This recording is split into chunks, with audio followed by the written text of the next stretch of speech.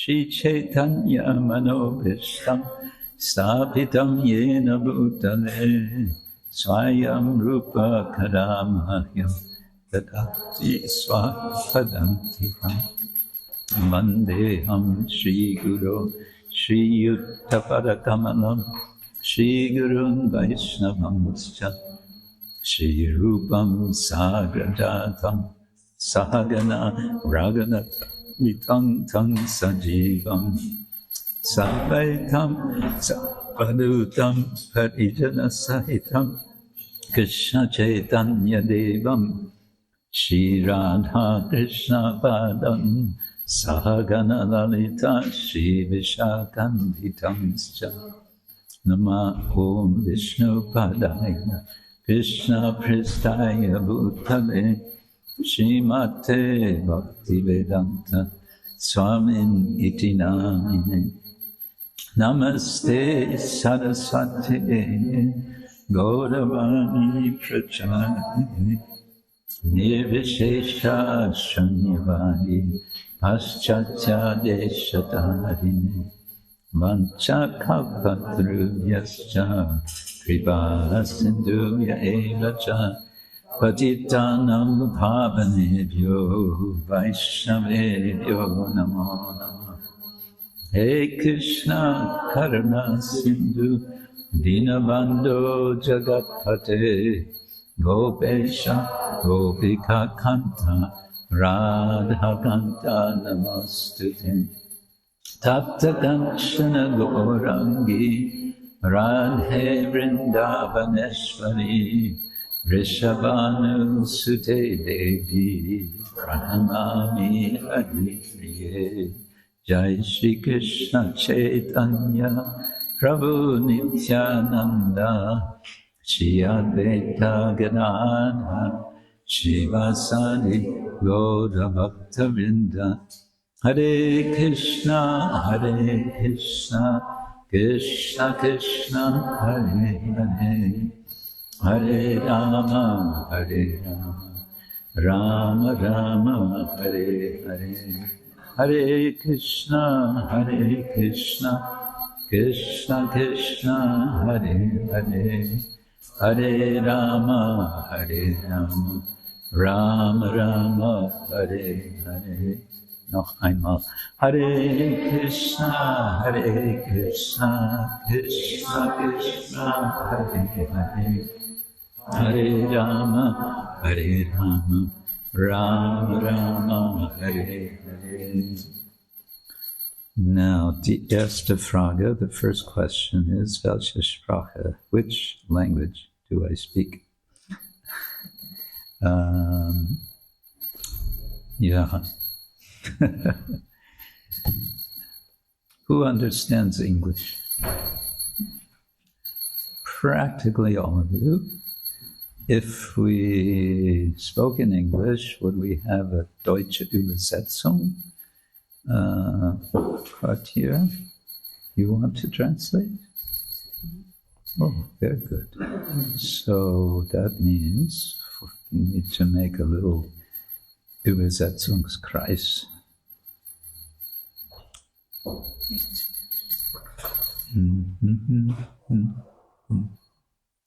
So Balavan Krishna auch? Okay. We're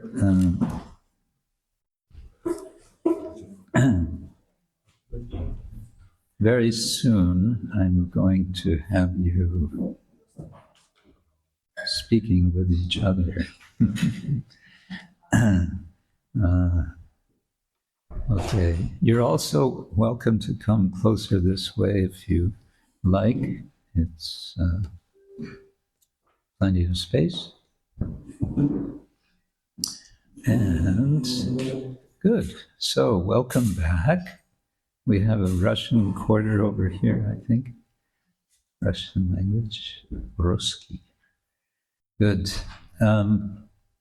Welcome back. This is our final session of our, what do we call it? A seminar.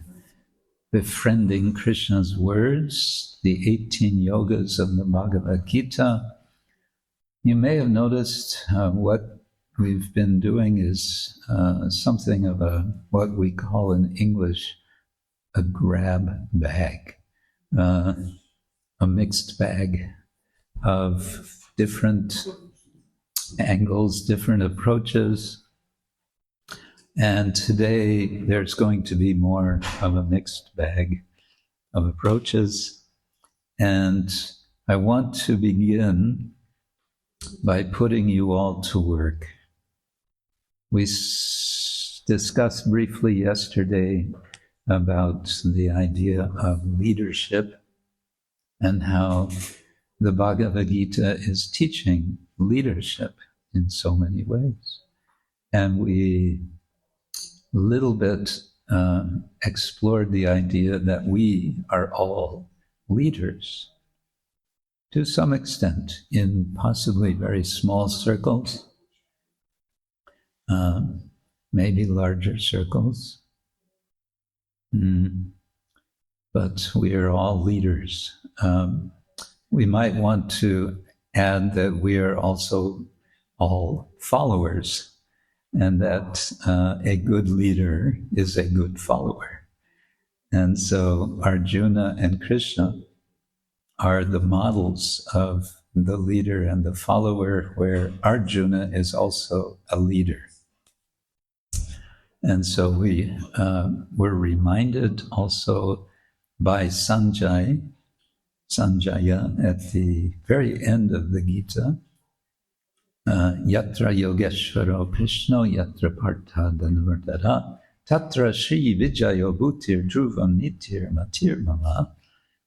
Wherever there is Krishna and Arjuna, Krishna being Yogeshwara, the master, the Lord of yoga, and Arjuna, the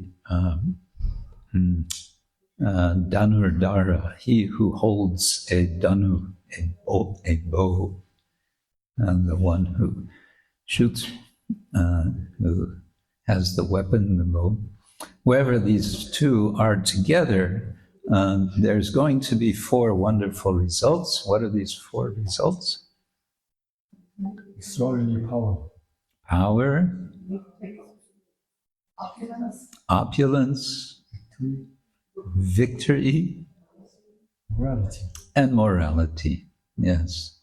So these are 4 things which are, you can say, very desirable in this world. And we can say in the spiritual world, where all of these features come from.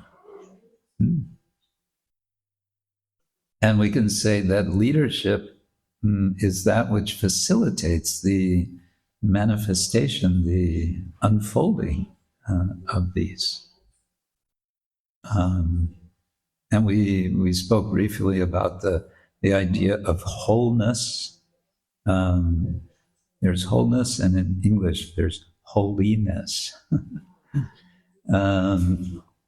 Okay, leadership. So we spoke a bit about this in relation to the Gita. And now I want to invite you to imagine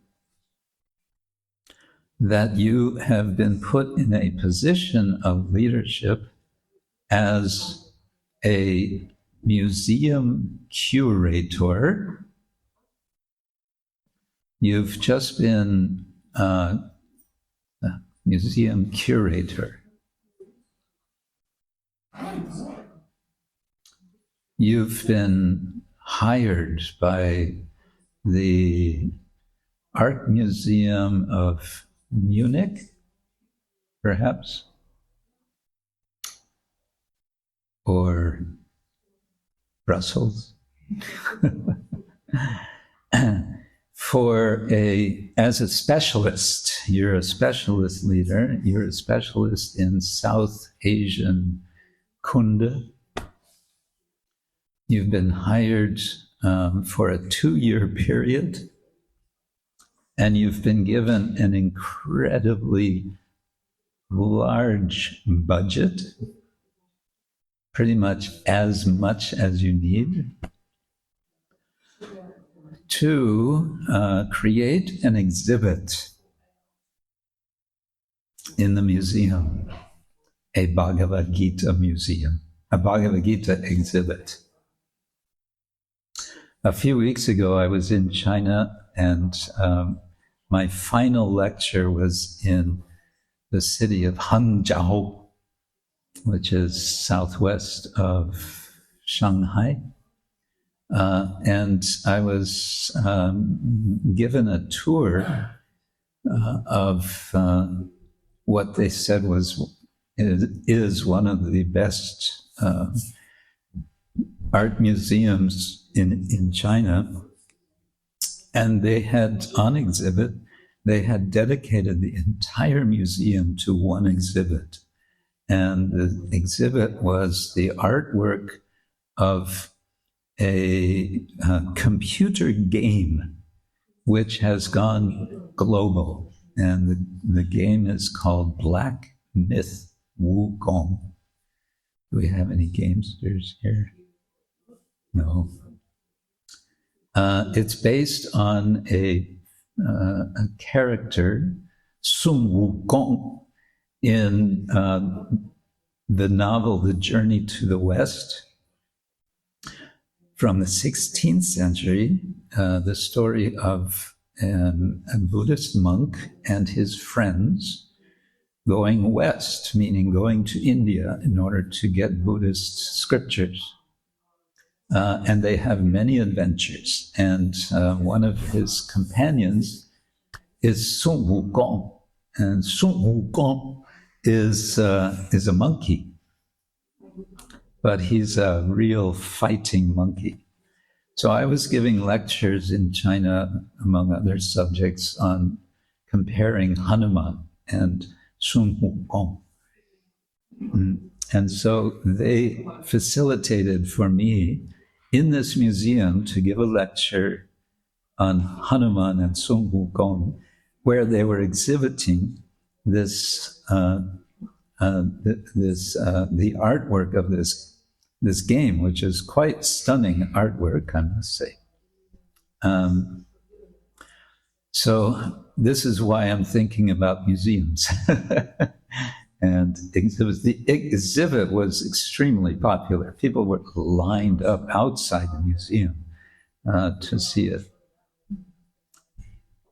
So what I'm proposing that we do is, for the next few minutes, in groups of 2 or 3 or 4, however you like, let your imagination go. You have practically an unlimited budget, and you have to create an exhibit on Bhagavad-gītā. So this is for the public, many of whom may have absolutely no clue what is Bhagavad-gītā. Okay? And then we will hear what your ideas are. How does that sound? Okay. Go for it.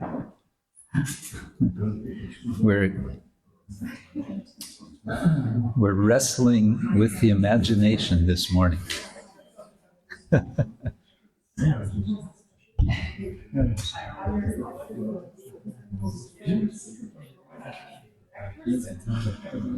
You didn't want to use your imagination this morning. You just wanted to sit and listen. I will just submissively listen.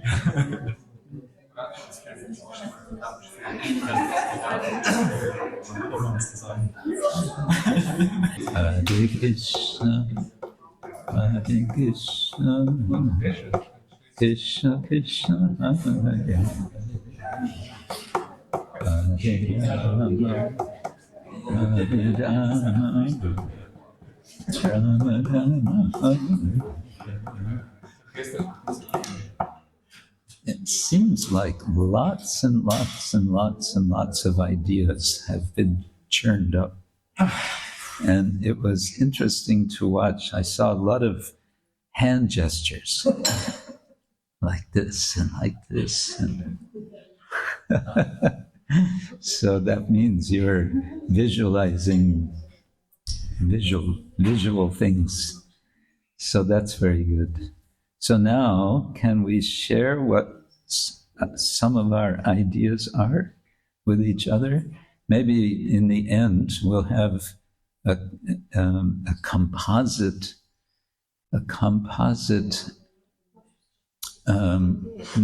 mental exhibit, and then we can present it. We can write it up and present it to museum somewhere.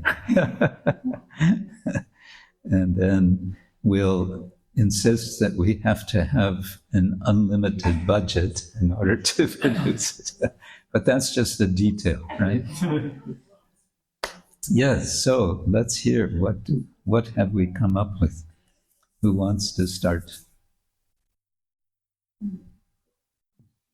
Yes. Yeah, we came to this. Best would be if we had a microphone to go around. Do we have a second microphone? Anyway, meanwhile, loudly. Yeah, we thought that those who think they feel that they are bewildered in life and are asking whether the solution for their problems, they hear about a city, like kind of cities which people are making for casting movies, which are a journey through life lessons and finding your goal. So the city has different sections, and one starts with the scene where the whole story from Pandavas and Kauravas starts, and the background of the whole history, where it leads to the war in different sections. And now when the war is going to start, the participant in this exhibition, which is like a big city, starts with a virtual reality glass. Oh. And then will become Arjuna. Oh. And then the whole narration starts. Yeah, we are fully high-tech with AI. Yes, yes. And then in different sections, the so to say participant who is now in the role of Arjuna will travel to different chapters, and then the idea came that we have also a tunnel, like a spooky tunnels where different, ideas of scary things might happen, and you are sitting in a wagon and you are passing through. And then at the end of the 18th chapter, it's like you arrive in an airport where there are different destinations, like real destinations, like real airport. And we have airport in our city. And then someone is advertising, come to Barcelona, enjoy. And some people are chanting and distributing prasadam and offering you free one-way ticket to Vrindavan. A one-way ticket to Vrindavan. So that was our idea. Good, thank you.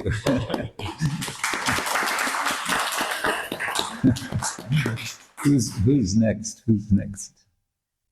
What about the Russian contingent? Maybe you would like to share, but hopefully not in Russian language. They're still working it out. Okay, we discussed here. We have one idea. So this exhibition title would be called "Returning Home." And it will be inside a museum, and in the first hall there will be Srila Prabhupada sitting, a Murti of Srila Prabhupada, and there will be his voice in different languages. Visitors could listen from him, from his extract from his lecture or from his presentation of Bhagavad-gita. What is Bhagavad-gita? And then in the next hall, there will be introduction of all chapters of Bhagavad-gita, who is who, like with their background. And then there will be different small chambers with installations, and a visitor will walk through and see different screenings on projectors. For example, 2 screenings, and it will be choices of Arjuna, different choices of Arjuna throughout Bhagavad-gita, and the visitor will have to choose, push buttons, what to choose, like to fight, or to go to forest, or to for this, and different arguments. So if you have this knowledge and this arguments, so what will you choose? Then what will you choose? What happens if you go to the forest? What happens if Arjuna goes to the forest? That's interesting.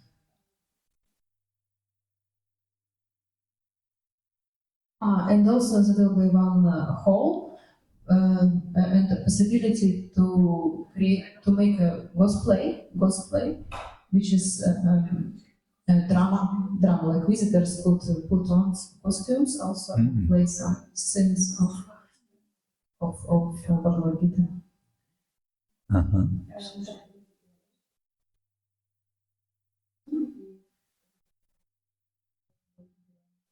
Yeah, they can feel themselves as chapters of Bhagavad-gita. They can feel themselves as characters. Oh, okay. So someone can be Dhritarashtra, but someone can be Krishna. I suppose that everyone would want to be Krishna, right?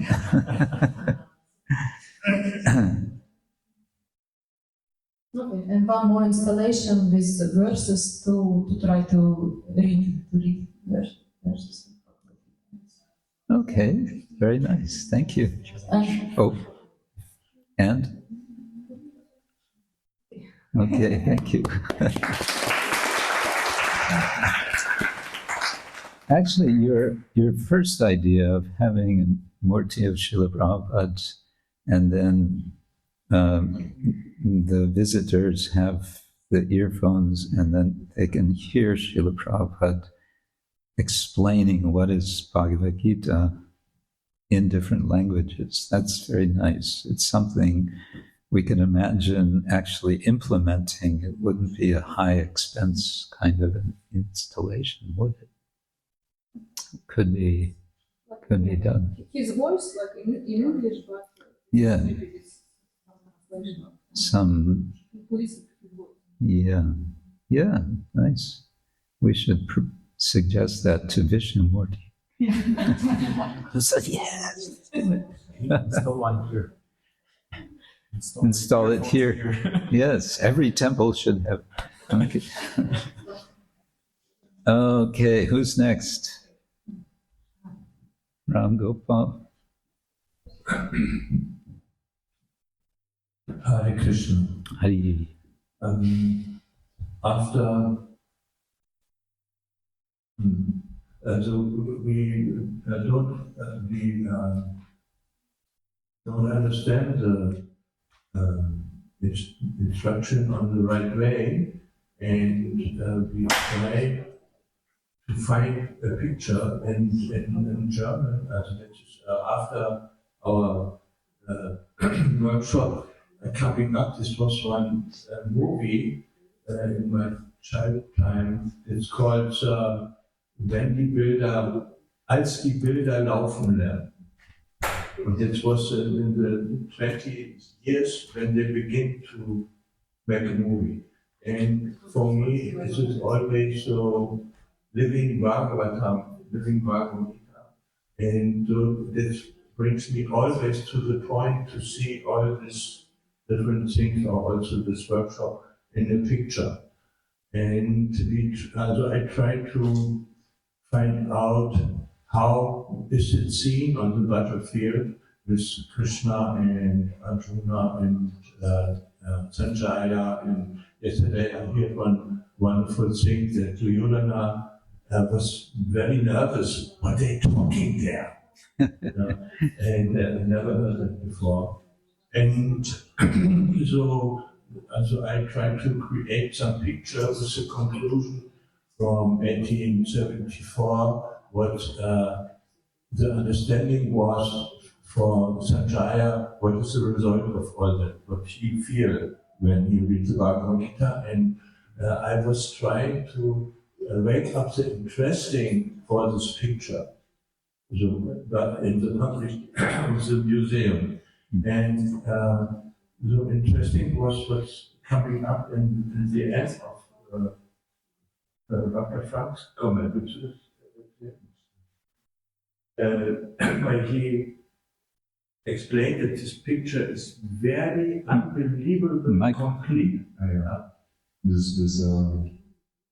We tried to have the somewhat a sense of Bhagavad-gita in one picture. We didn't understood to make an exhibition, rooms, and to go through. So it was quite thought, wow, how to do this? Impossible, because I just remember all the pictures from the Bhagavad-gita itself, which are there, and also trying to express. And so we actually didn't come to a final point where we have a final picture. Just we came that it's helpful that we have also pictures to remind philosophy points and to inspire people and remember something which we often have when we have a picture, or when we only hearing, when every sense is involved. So also just hearing, okay, it's one part, it's the essential part. But seeing this in the picture helps to remember this hearing. And we didn't get really an essence of it, so maybe you cannot imagine now something what we spoke about, but this was our problem. We misunderstood to create an exhibition. No, that's okay. Thank you. Actually, this kind of brings me to think of also something that would be quite practical and doable. Maybe someone's already done it, is creating an app, a Bhagavad-gita app, which is Bhagavad-gita in pictures. And it would take as many concepts as possible and make them graphic one way or another. Could be sort of some conceptual graphics, could be just pictures, images, could be some very short video clips, could be cartoon figures, could be, many different ways. And it could go through the entire Gita that way. Could be interesting. Since people don't read anymore, it's like reading, what's that? Books? Words? No. So, yeah. Okay, who's next?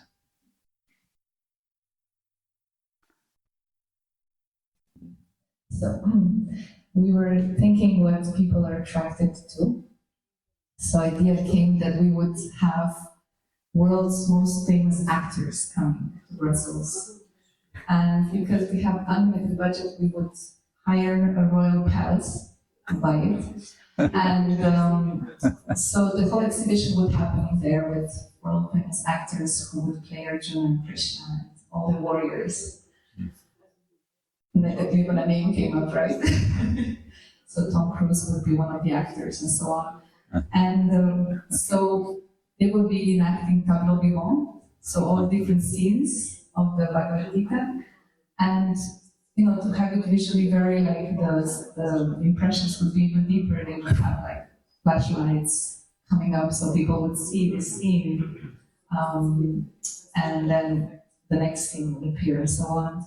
And we wanted them to experience it through all the senses, so we would have Krishna Kshetra Swami's Gitamrita playing audio, so they would be able to also hear Bhagavad-gita. And then, of course, also smell, so we would have different scents in different rooms, and so on. Yes, of course, when they come, they would get the best Mahaprasadam from Shishira and Moha. They would get each one of them would have a Maha sandwich and a burfi. What else we said?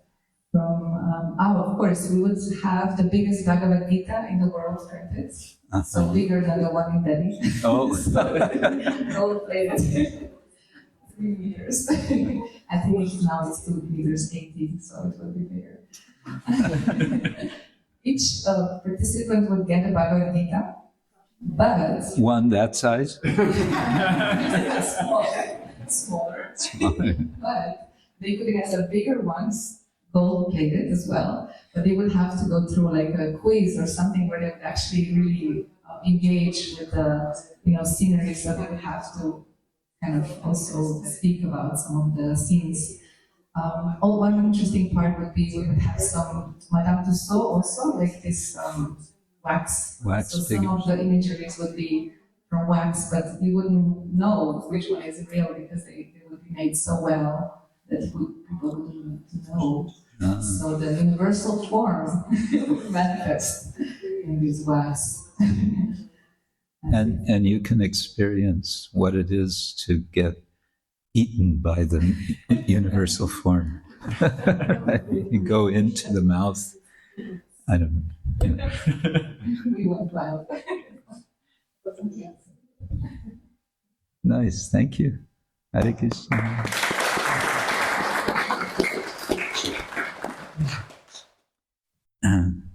Yeah, speaking of wax figures looking real, I've seen it more than once in Mayapur, in the Mayapur Chandradoy Mandir, that local villagers come into the temple, Bengali villagers, simple people, pious, simple people.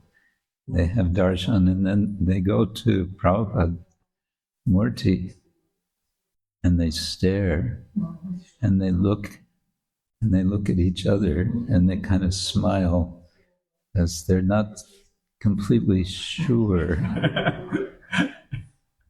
Maybe he's live, and he's just fixed like that. So they're kind of.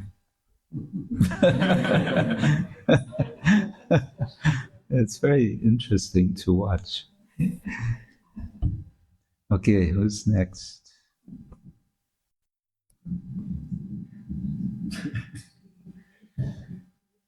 Well, we didn't come to any conclusions, but there were many ideas.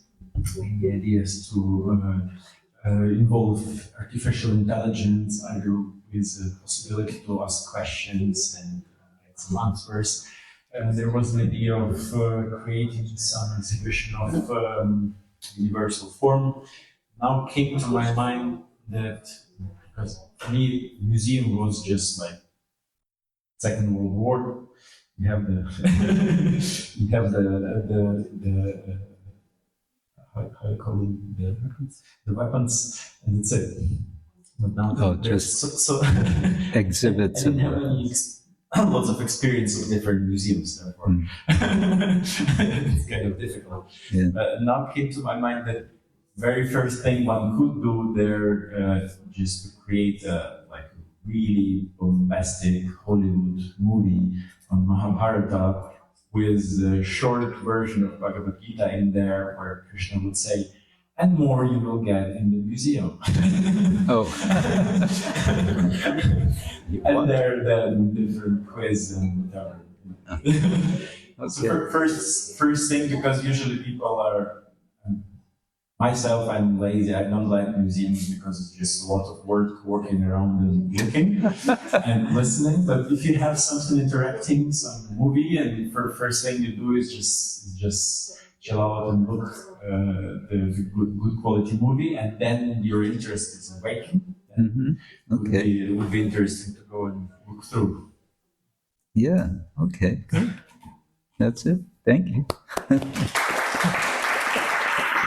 And our group's back here. Soll ich auf Deutsch oder auf Englisch? I think we have to stick with English. It's okay.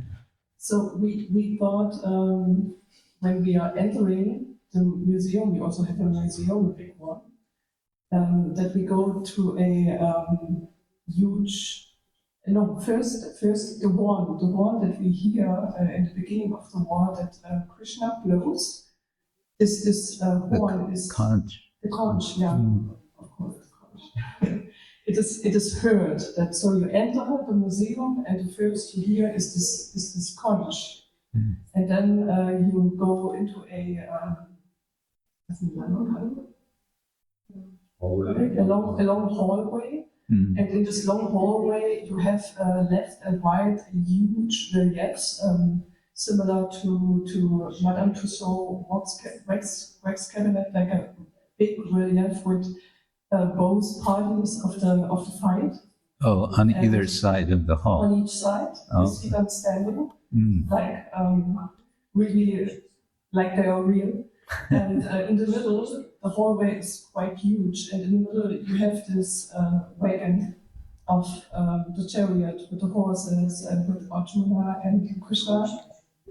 And then after entering, then we have these 18 rooms, and representing the 18 chapters. And in every room you experience something else. For example, in the 11th chapter, there is the universal form, and then you just sit in a chair with the helmet, and the chair is moving, and you are kind of in the universal form. So the universal form is around you. Getting swallowed up. See it, you hear it, and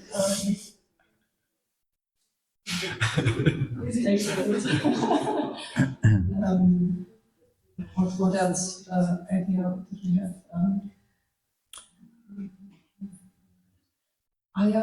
We also had the idea, like I guess you said it for you also, that you in every room, because every chapter presents a certain feeling also, or mood, that the rooms are presented in a way or made in a way that you also get into the feeling.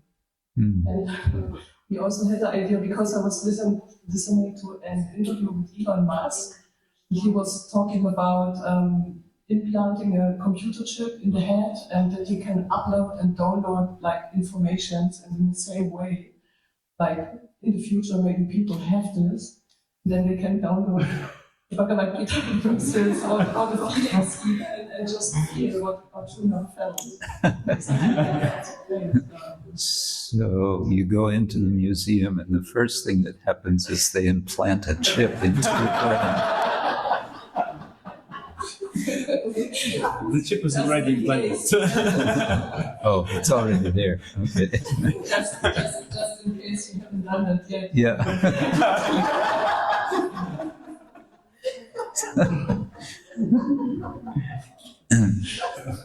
Okay. For example. Sounds good. Yeah, because we have an unlimited budget, so we Yeah.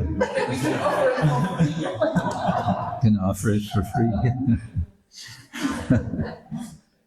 Download the Bhagavad-gītā into everyone's brain.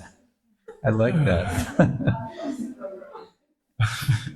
So we really much like the idea of giving everyone a Bhagavad-gītā. We would of course also do that. And, By downloading it into their brain. if you download it into the brain, you can get a hug. You can, oh, I see.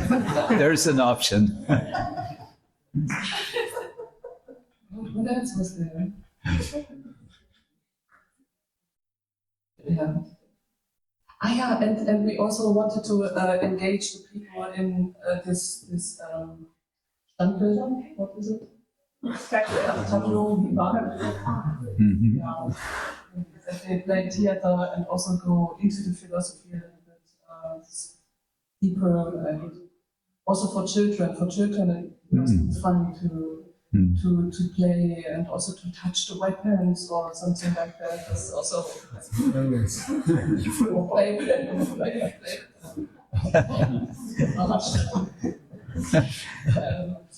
that. Very good. Thank you.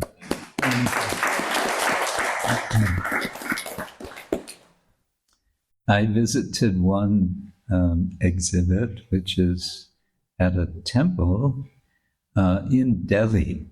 The Swami Narayan mission has, what do they call their place in Delhi? Akshardham, yes. Have you been there? Yes. Yes. Have you seen their light show? Yes. Yeah. So it's quite an interesting place. It's the tradition. It's a Vaishnava tradition based in Gujarat. Their kind of founder Acharya is called Swami Narayan from the 19th century, and they have a very beautiful temple, all pure marble and stone. And they have so many exhibits and so many things to see. And then if you stay there in the, up to the evening when it gets dark, then you can sit in their outdoor amphitheater place, and they will put on a light show. In front of you is a fountain, quite an elaborate fountain. And then behind the fountain is what looks like kind of a 2-story stone building, but it's just a wall for projection. And then starts the show. And the show is a story. It's a story adapted from the Kena Upanishad, and it's basically teaching that that all power is coming from the Supreme Lord. But how they exhibit is, I mean, it's so engaging. It's so amazing, isn't it? It involves the fountain. They have so that suddenly the water comes up and it changes color and different things happen to the water. And they have 2, maybe 3 young boys, live, real. They come out and they enact as the speakers of this little drama. Anyway, it's possible to do really engaging, interesting things. The Temple of the Vedic Planetarium in Mayapur will have in its in its west wing, it's going to have an extensive exhibition area, which is going to be about the cosmos, we may say Vedic cosmos. And Bhaktivedanta Institute of Higher Studies in Gainesville are the team that is working on this, and they've been working for quite some time. These are scientists, all of them, devotees, scientists.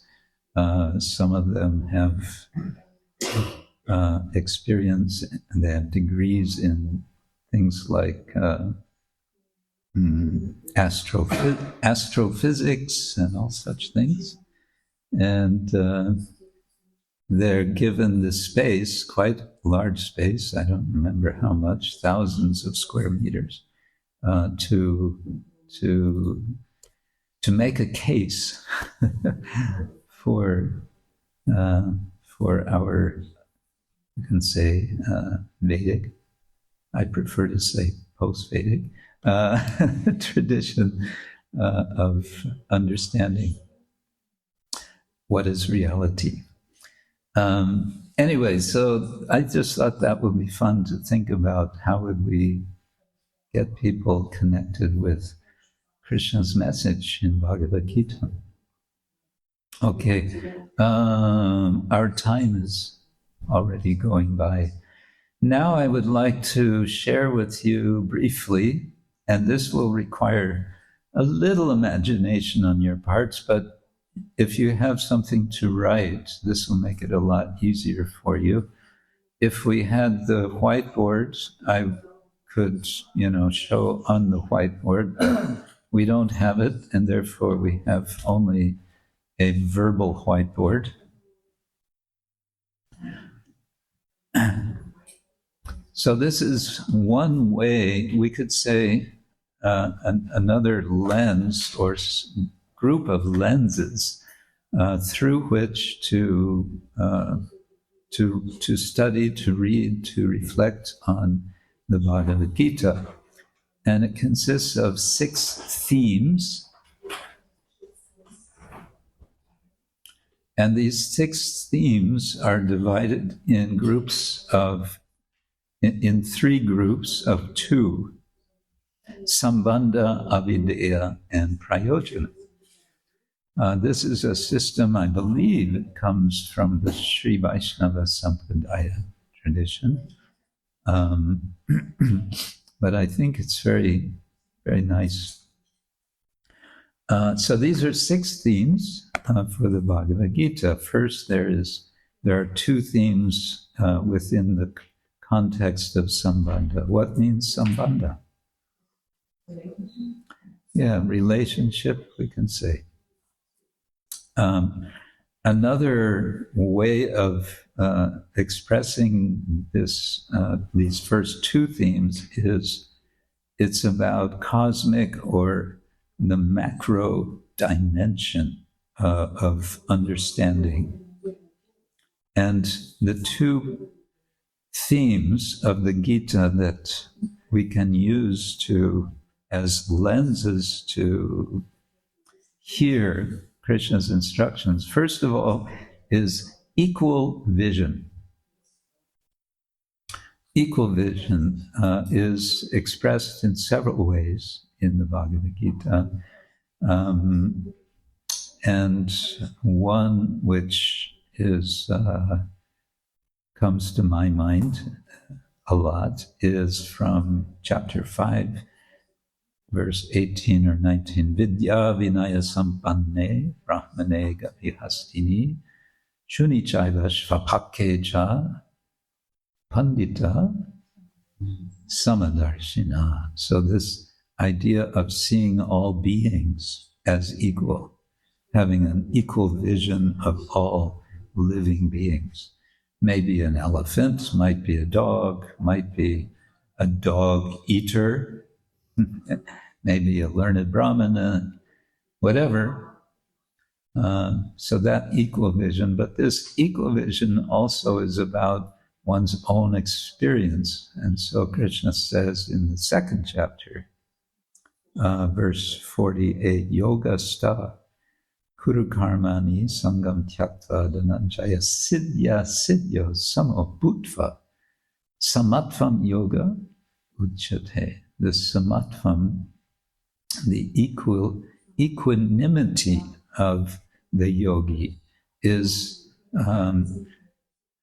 seeing equally whether there is success or there is failure,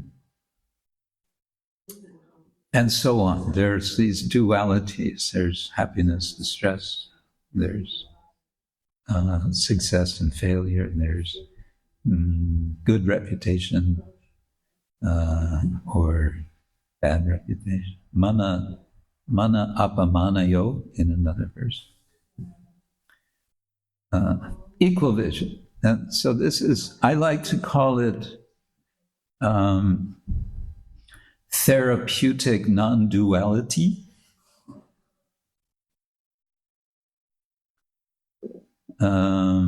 That's kind of a whole subject in itself. I won't go into it, but there's a lot of expression of one or another sort of non-duality in the Gita. Okay, equal vision. Then we have the second theme, and this is still within the area of Sambandha and the macro dimension or cosmic dimension, and that is that choice. We have choice. We can decide. The big decision for Arjuna comes at the end of the Gita, when Krishna says to him, "Iti te jnanam akyatam guhyataram maya vimrishyaitat acheshena yatechasi tata kuru." Yata ichasi. Icha means desire. Ichasi, you desire. Yata, as you desire. Tata kuru, do that. And he says also, vrimrishya etat. Think about this, what I've told you. Think it over. How long does he have to think it over? He says, asheshena, as long as you like. Of course, they're standing on a battlefield, and Duryodhana is shouting, what are they talking about? They're impatient, they want to get on with it. But Krishna says, vimrishyaitat asheshena. Think about it as long as you like.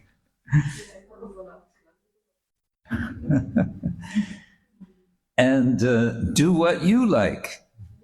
Yata ichasi tata guru. So, choice. The Bhagavad-gītā is very much about choice. We have choice, and we can say that as we rise, well, let me put in another sense, regarding the three modes of nature and how we spoke about them yesterday, not as a hierarchy, but more as a medium and two extremes. So as we come more to the medium, to the middle point, to the balance point, to the middle way, as the Buddhists would say, that rhymed, didn't it? As we come to the middle, our choice becomes greater and greater. Our freedom of choice becomes greater and greater. So that's Sambandha, then Abhideya. And Abhideya we may think also in terms of dimensions as being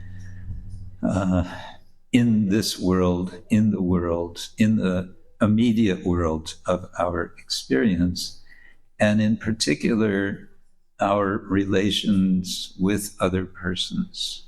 And so, and by person, I don't mean just human persons, but all sorts of persons.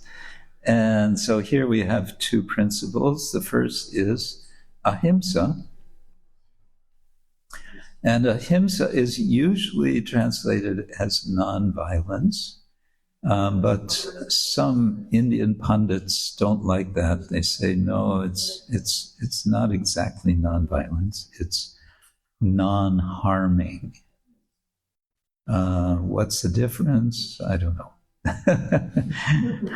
But anyway, they prefer non-harming because himsa means harm. And the prefix they say, is not absolutely, it has shades of meaning. It doesn't have to mean the opposite of of the word. It can also be some shade of that. So this could be surprising, considering that Krishna exhorts Arjuna several times to stand up and fight. And it's hard for us to think how fighting is ahimsa. How is it? How do you bring these two together? How do you harmonize? Krishna does mention the word ahimsa in the Gita 4 times. And I mentioned the other day that in the Mahabharata, ahimsa is paramadharma 4 times in the Mahabharata as a whole. But the fact that it's 4 times in the Gita is significant. It's only mentioned, it's never elaborated. It's always listed together with other virtues. So in chapter 10, verse 5, we find it together with samatha, tushti, tapa, dhanam, yasha, and so on. These are, qualities to be aspired for. In the 13th chapter, verse 8, we get a list of what's considered knowledge. 8, 9, 10, 11, and 12, I think.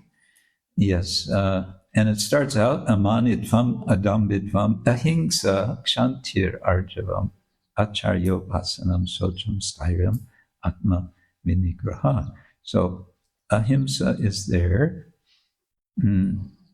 And then in chapter 16, remember chapter 16? It's where we find out that actually we're demons. No. And we find out what we don't want to be, the demoniac, divine and demoniac nature. So the first 3 verses are listing qualities of the divine nature, Daiva Sambhat. And within that list, we get also ahimsa, satyam, akrodas, tyaga, shanti. So just mentioned ahimsa. It's almost like it's understood, it's assumed that everyone knows.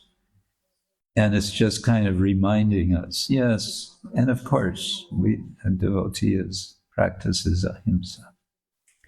In chapter 17, finally, verse 14, which is again a list, and it's a list of the practices of austerities of the body.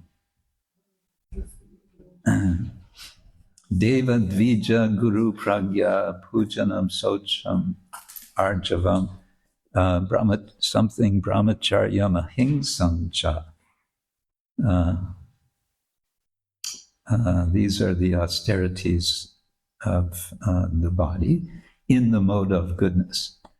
So these 4 times we get ahimsa. And so it's interesting to consider the whole Gita through the lens of ahimsa, especially because of the irony of what's happening. It's on the battlefield. Krishna says, come on, Arjuna, don't be a wimp. Yes.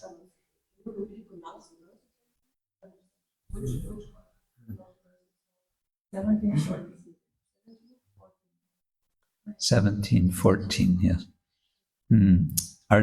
Krishna is saying to Arjuna, don't be a wimp. You know what a wimp is?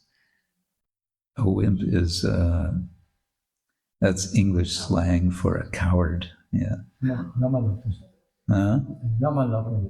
Yama.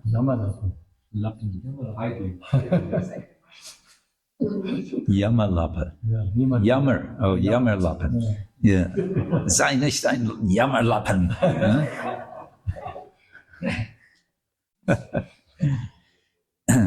So it's interesting.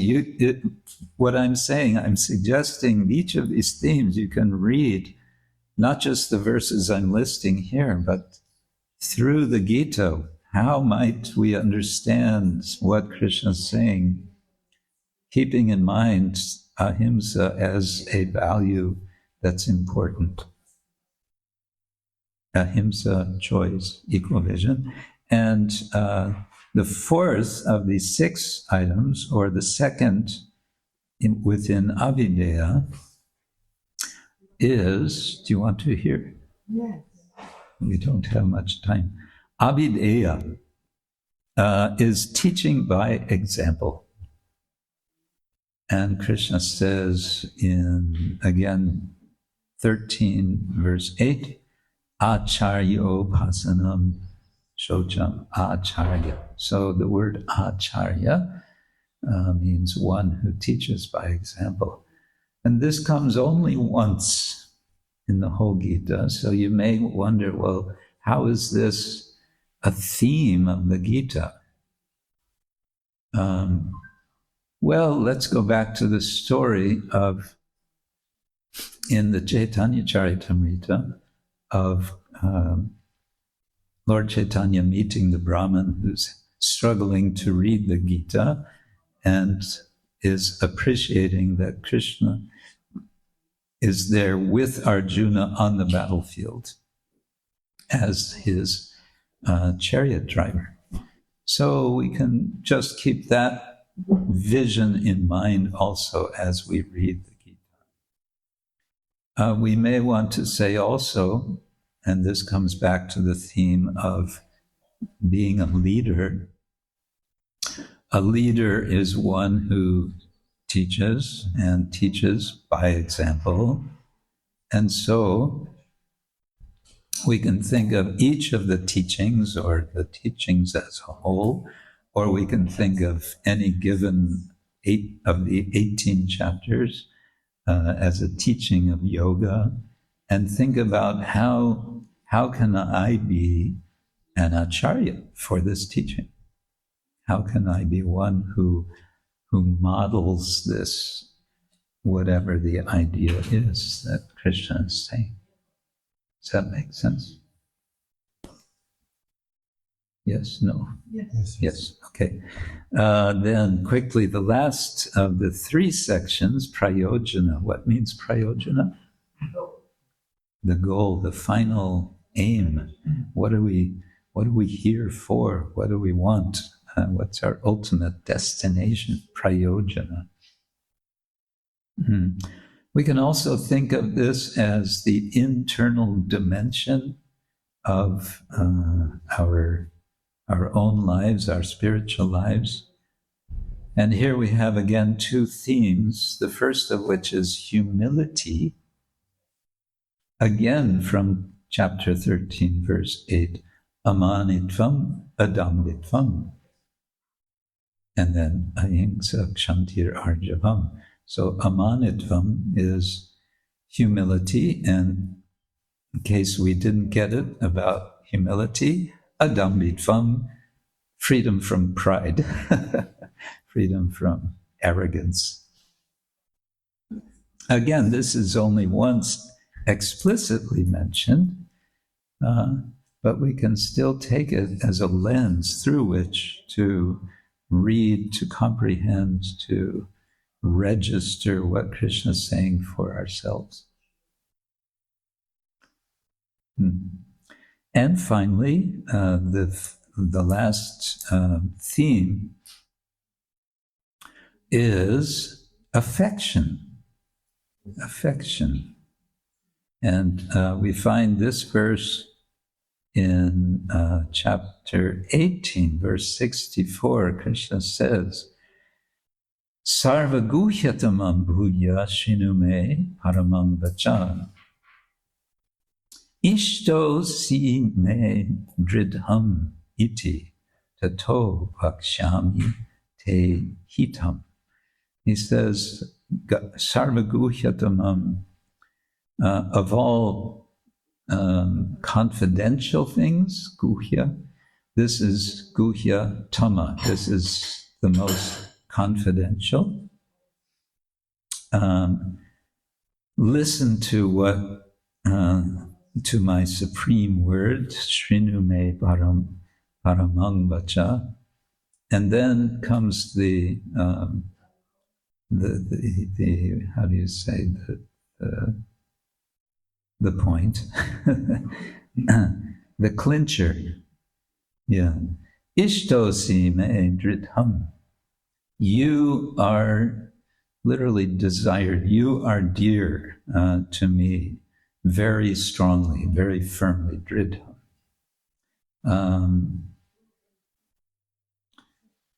Yeah, Krishna also says to Arjuna in the 4th chapter, he says, Bhaktosi me sakha cheti, you're my devotee and my friend. And it's because you are my friend and my devotee that I am speaking this to you, this teaching. So again, we can look at, and this again points to the Brahmana who has trouble reading. He's understanding this point about Krishna, that Krishna has affection for Arjuna, and therefore Chaitanya Mahaprabhu says, you have understood the Gita. Because you have comprehended this simple point, therefore you comprehend the whole Gita. So we can read all 700 verses of the Gita, keeping in mind equal vision, choice, non-harming, ahimsa, teaching by example, humility, and affection as lenses through which we see Krishna's words. Finally, and we're going a bit over time, I want to suggest 1 or 2 or 3 study aids for studying the Bhagavad-gita. Would this be interesting for you? Yes. Okay, the first is the index.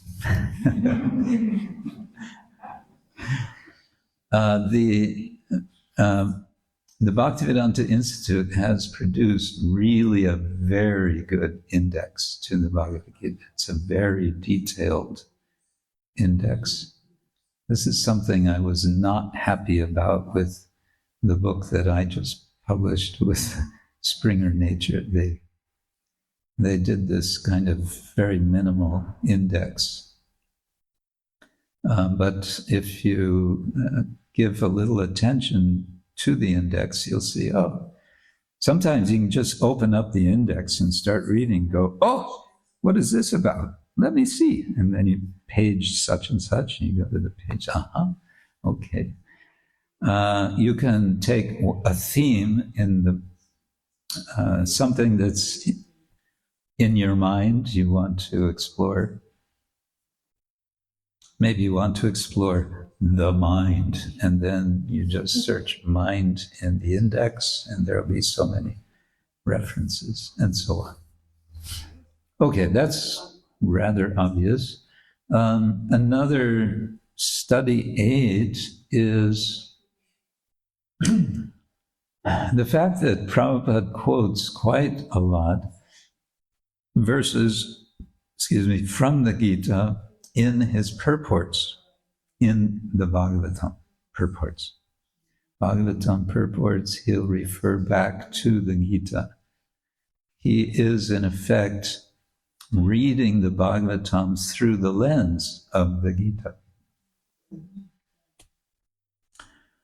And from that you can see especially which verses Prabhupada takes as especially important or especially helpful to understand Krishna consciousness. Also, of course, there are Prabhupada's lectures on the Gita. There are, I think it's 7 volumes printed by the BBT in English, starting with Bhagavad-gītā chapter 1, verse 1, and going through until, I don't know, 1866, certainly. There are so many lectures. And about that, I recommend, even if you're not so much of an English person, reading, hearing, it's really good to listen to Srila Prabhupada speaking sometimes. He's very powerful in his speaking, and I always remember the few times that I was present when Prabhupada lectured. I was always quite astonished by how intensely he lectured, meaning that it seemed like his whole body was, he was stretching like every muscle in his body he just so intensely wanted to communicate what he was saying. He really, really meant what he was saying, and he wanted to drive it into us. There are many, many, I'm sure, websites with all sorts of things on the Gita. One, perhaps some of you know, Chaitanya Charan Prabhu, based in Mumbai, has, I think, a very nice website of his own reflections. It's called dailygita.com. dailygita.com. And he has, for each verse of the Bhagavad-gītā, he has something to say. And they're very nice reflections. He's a very thoughtful person. And let's see if I can pull up one that I had.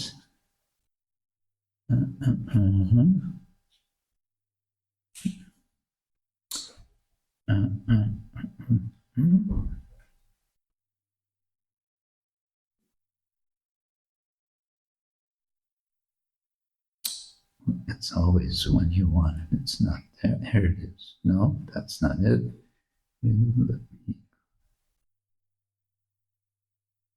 Oh, here it is. Okay. So, okay, here is just an example of what he's done. For chapter 3, verse 4, first he gives the transliterated Sanskrit. He gives the translation. No, what he gives is his own translation in English, rhyming poetry. Not by avoiding all duties and toil does one escape karma's coil, nor does renouncing the world alone lead the soul to perfection's throne. It's hard to translate that. And then he gives a little prayer, his own prayer to the Lord. He says, "My dear Lord, let me never use your words or the path to you as a convenient escape from my responsibilities. You, O Lord, remind me to focus on the essence of things and not on their surface appearance. Giving up duties externally because they are troublesome may give the appearance of spiritual advancement, but it may well take me away from the substance of spiritual advancement. Help me to understand, O Lord, that giving up things because of frustration is categorically different from giving up things because of renunciation. Frustration arises when I have a desire for material things, but lack the ability to attain them. it is essentially the sour grapes philosophy. And then he goes on with further elaboration on this particular verse. And then he just has many very helpful, nice reflections, and some videos also of himself speaking. Yeah, so that's one source you may find useful. And, I'm watching the clock. Do you want to hear one story from the Padma Purana's Gita Mahatmya? Yes. No? Okay, this is about the glories of chapter 2 of the Bhagavad-gītā.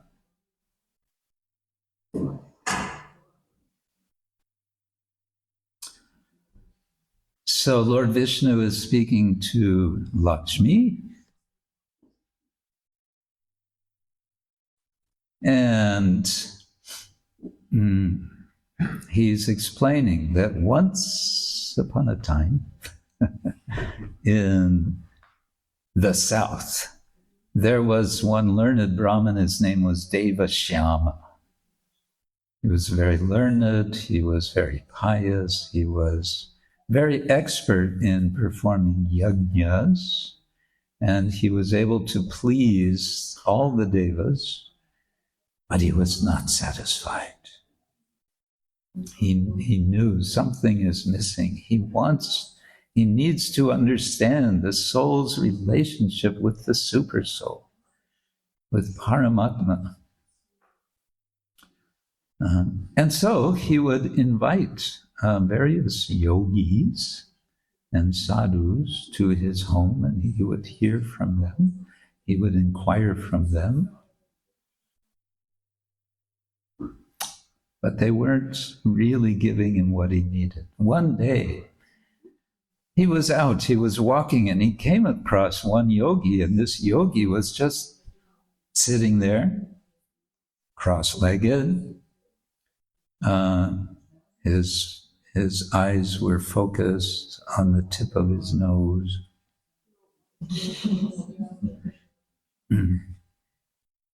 And it was obvious to Devashyam that he was seriously absorbed in meditation. And so he felt compelled to approach him. And I guess the yogi broke his meditation to respond. Anyway, he said, please, tell me, how can I attain complete peace of mind? And the yogi was happy to advise him. He said, you should go.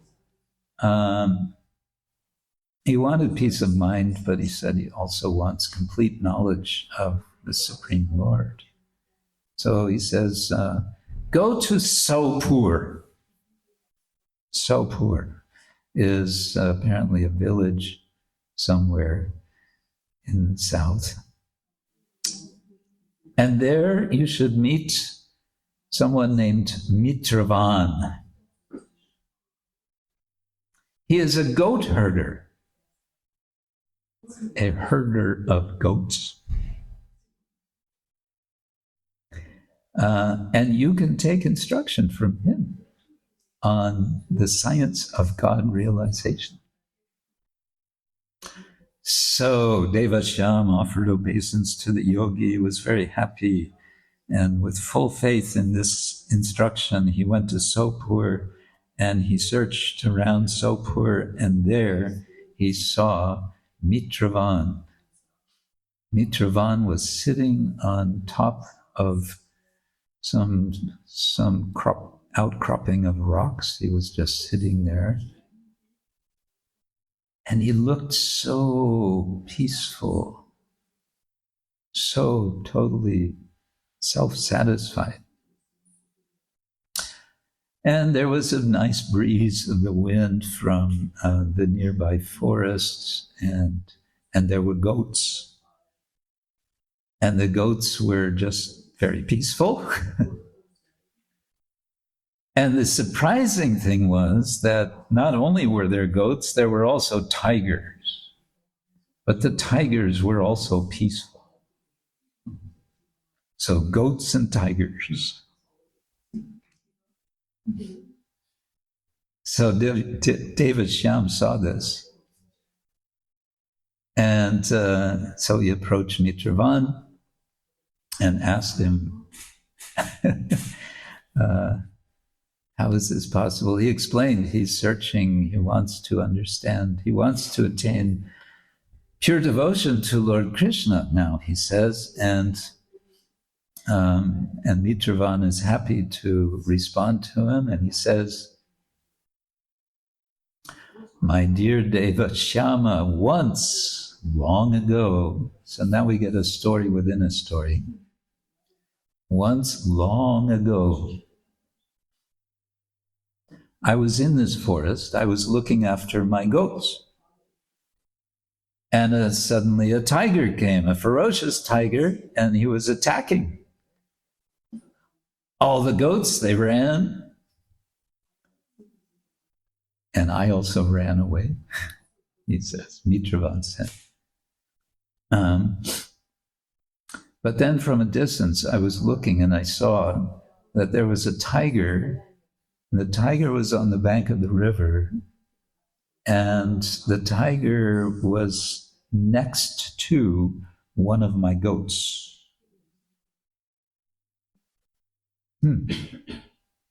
What happened? At that time, it seems that tiger suddenly lost its ferociousness entirely. Didn't want to eat the goat. So then the goat, who was right next to the tiger, asked the tiger, don't you want to eat me?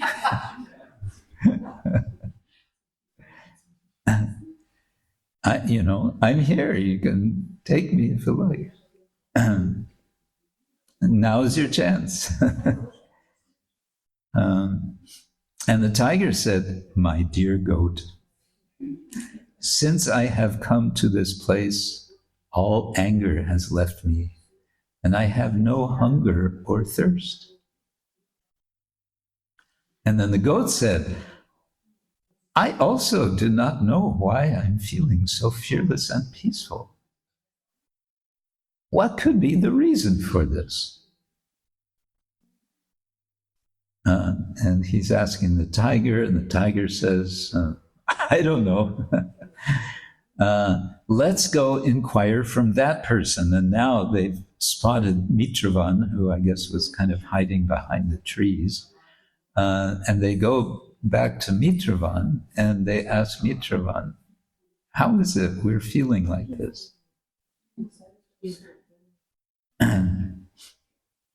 At that point, Mitravan happened to see one monkey in the tree that he was maybe hiding behind. And he asked the monkey, how is it that, there's a tiger and there's goats and they're just talking to each other. Nobody's eating anybody, and they're looking all so satisfied. So then the monkey has a story to tell. So we have a story within a story within a story. And the monkey says, I will tell you, this is a very old story. He says, in that forest, just in front of where we are, there's one very large temple. It's a Shiva temple. It was established by Lord Brahma. And there was a sage who used to worship Shiva in this temple. His name was Sukama. He had done many austerities, and every day he was offering flowers and water from the river to the Shiva Linga.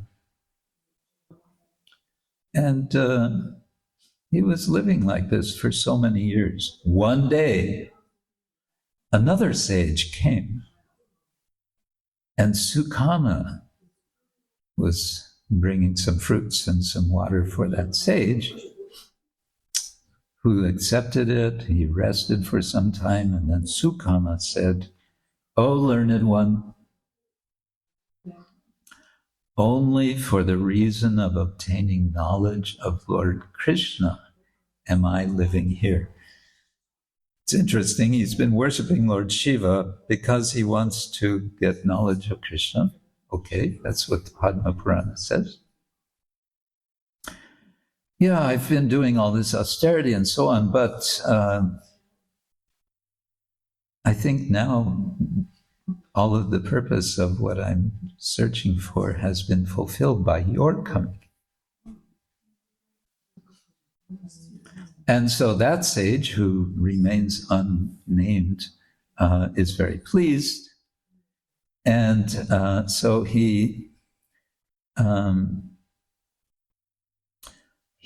then, what does that sage do? He takes one stone and he writes on the stone the second chapter of Bhagavad-gītā. And he instructs Sukama that he should daily read the verses of the second chapter of Bhagavad-gītā. If you do so, he says, you will quickly attain your goal. So Sukama takes this very seriously, and every day he reads the second chapter of Bhagavad-gītā. And sure enough, that sage had left. Following these instructions, Sukama recited every day. Very quickly, he attained complete knowledge of Lord Krishna. And so, from the day he started reciting those verses, he felt no more thirst or hunger.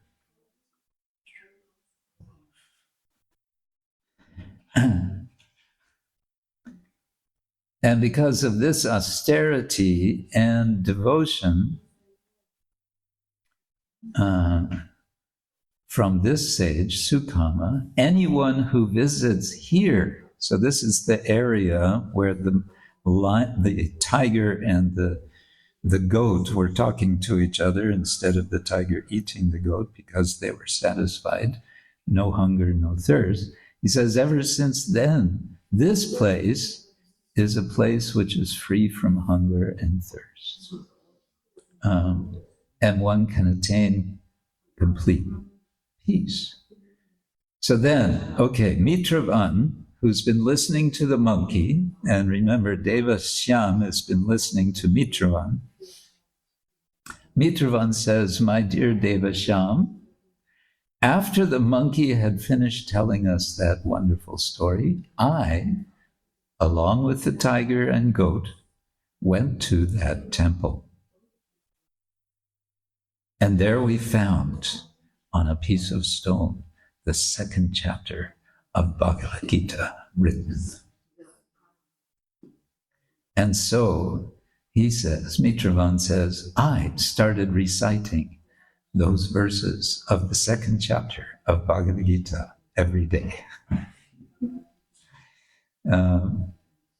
In this way, we were able to attain very quickly devotion to Lord Krishna.